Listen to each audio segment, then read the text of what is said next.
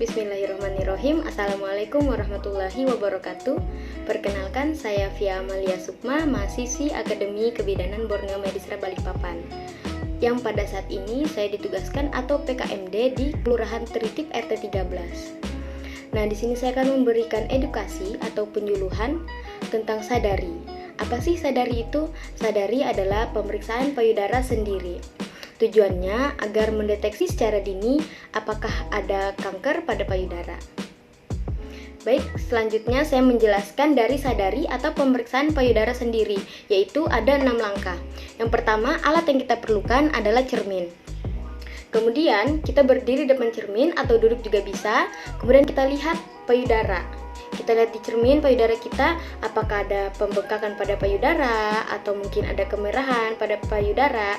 Nah, jangan lupa kita melihat itu sambil diangkat kedua tangannya di depan cermin. Seperti ini, kemudian kita lihat payudara di cermin.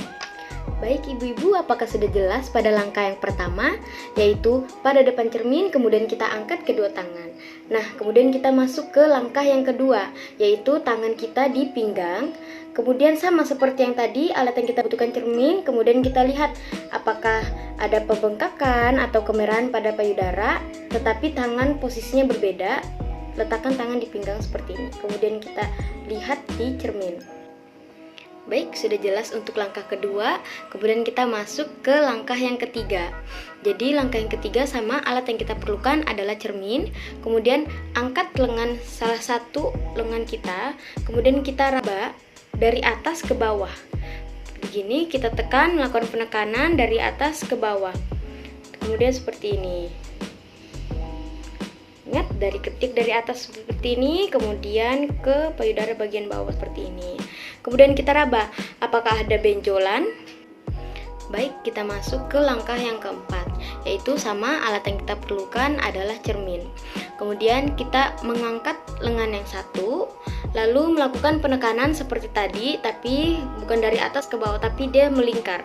Seperti ini kita melakukan penekanan, begini. Lalu kita raba, kita rasakan apakah ada benjolan atau tidak. Seperti ini. Kemudian kita masuk ke langkah yang kelima, yaitu sama, alat yang kita perlukan adalah cermin. Lalu kita melakukan penekanan pada puting seperti ini. Tangan seperti ini, baru kita tekan puting begini.